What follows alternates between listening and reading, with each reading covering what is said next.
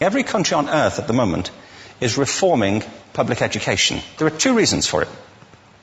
The first of them is economic. People are trying to work out, how do we educate our children to take their place in the economies of the 21st century? How do we do that, given that we can't anticipate what the economy will look like at the end of next week, as the recent turmoil is demonstrating? How do we do that? The second, though, is cultural. Every country on earth is trying to figure out, how do we educate our children so they have a sense of cultural identity and so that we can pass on the cultural genes of our communities while being part of the process of globalization? How do we square that circle? The problem is they're trying to meet the future by doing what they did in the past. And on the way, they're alienating millions of kids who don't see any purpose in going to school. When we went to school, we were kept there with a story, which was if you worked hard and did well and got a college degree, you would have a job. Our kids don't believe that. And they're right not to, by the way. You're better having a degree than not, but it's not a guarantee anymore. And particularly not if the route to it marginalizes most of the things that you think are important about yourself. Some people say we have to raise standards as if this is a breakthrough. You know, like, really, yes, we should. Why would you lower them? You know, I mean, I haven't come across an argument that persuades me of lowering them.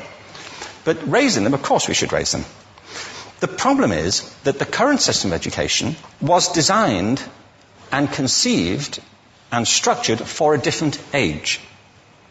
It was conceived in the intellectual culture of the Enlightenment and in the economic circumstances of the Industrial Revolution. Before the middle of the 19th century, there were no systems of public education. Not really. I mean, you could get educated by Jesuits, you know, if you had the money. But public education, paid for from taxation, compulsory to everybody and free at the point of delivery, that was a revolutionary idea. And many people objected to it. They said it's not possible for many street kids, working class children, to benefit from public education. They're incapable of learning to read and write, and why are we spending time on this? So there's also built into it a whole series of assumptions about social structure and capacity. It was driven by an economic imperative of the time, but running right through it was an intellectual model of the mind, which was essentially the Enlightenment view of intelligence. That real intelligence consists in the capacity for a certain type of deductive reasoning and a knowledge of the classics originally, what we come to think of as academic ability. And this is deep in the gene pool of public education, that there are really two types of people, academic and non-academic, smart people and non-smart people. And the consequence of that is that many brilliant people think they're not, because they've been judged against this particular view of the mind. So we have twin pillars, economic and intellectual. And my view is that this model has caused chaos in many people's lives. It's been great for some. There have been people who have benefited wonderfully from it. But most people have not. Instead, they suffer this. This is the modern epidemic, and it's as misplaced and it's as fictitious. This is the plague of ADHD. Now, this is a map of the incidence of ADHD in America, or prescriptions for ADHD. Don't mistake me here. I don't mean to say there is no such thing as attention deficit disorder. I'm not qualified to say if there is such a thing. I know that a great majority of psychologists and paediatricians think there is such a thing. But it's still a matter of debate. What I do know for a fact is it's not an epidemic. These kids are being medicated as routinely as we had our tonsils taken out. And on the same whimsical basis, and for the same reason, medical fashion.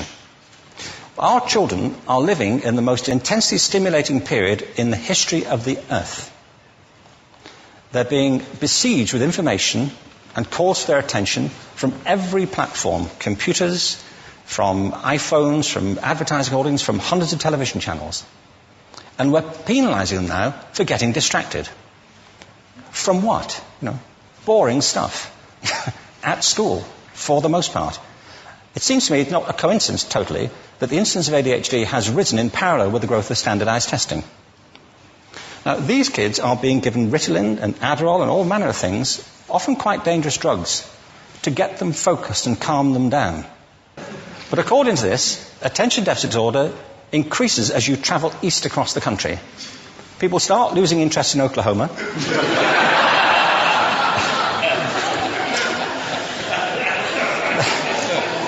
They can hardly think straight in Arkansas. And by the time they get to Washington, they've lost it completely. And there are separate reasons for that, I believe. It's a fictitious epidemic. If you think of it, the arts, and I don't say this exclusively of the arts, I think it's also true of science and of maths, but I say about the arts particularly because they are the victims of this mentality currently, particularly. The arts especially address the idea of aesthetic experience. An aesthetic experience is one in which your senses are operating at their peak, when you're present in the current moment, when you're resonating with the excitement of this thing that you're experiencing, when you are fully alive. An anesthetic is when you shut your senses off and deaden yourself to what's happening. And a lot of these drugs are that. We're getting our children through education by anesthetizing them. And I think we should be doing the exact opposite. We shouldn't be putting them asleep. We should be waking them up to what they have inside of themselves. But the model we have is this. I believe we have a system of education that is modeled on the interests of industrialism and in the image of it.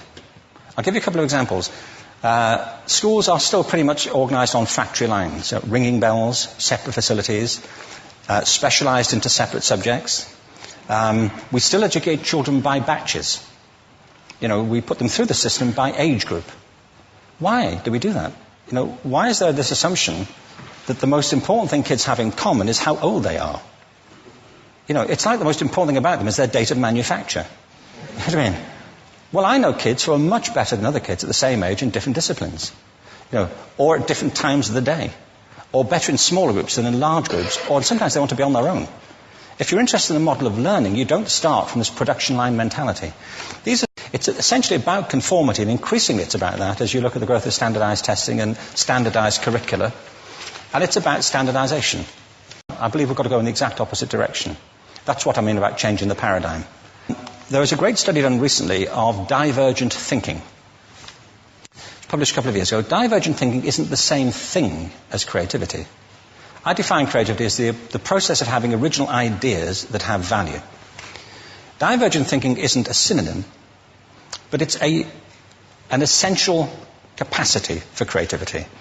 It's the ability to see lots of possible answers to a question, lots of possible ways of interpreting a question, to think what Edward de Bono would probably call laterally, to think not just in linear or convergent ways, to see multiple answers, not one.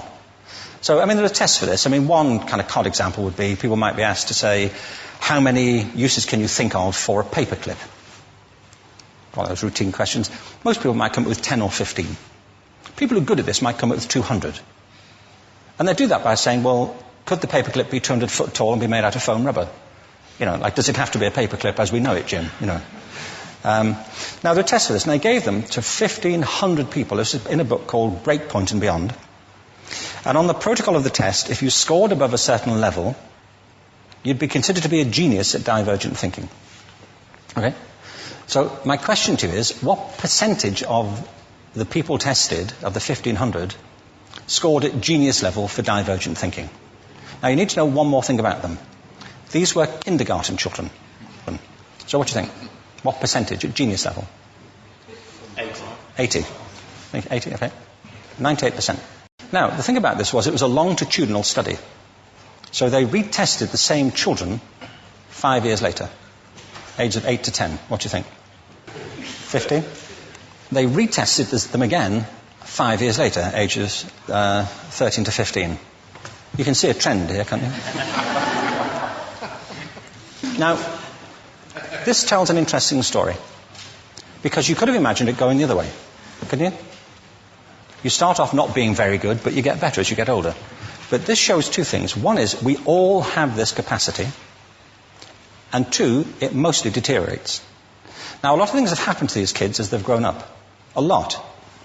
But one of the most important things that happened to them, I'm convinced, is that by now they've become educated. They've spent 10 years at school being told there's one answer, it's at the back. And don't look. And don't copy, because that's cheating. I mean, outside schools, that's called collaboration, but inside schools. Now, this isn't because teachers want it this way, it's just because it happens that way. It's because it's in the gene pool of education. We have to think differently about human capacity. We have to get over this old conception of academic, non-academic, abstract, theoretical, vocational, and see it for what it is, a myth. Secondly, we have to recognize that most great learning happens in groups, that collaboration is the stuff of growth. If we atomize people and separate them and judge them separately, we form a kind of disjunction between them and their natural learning environment. And thirdly, it's crucially about the culture of our institutions, the habits of the institution and the habitats that they occupy.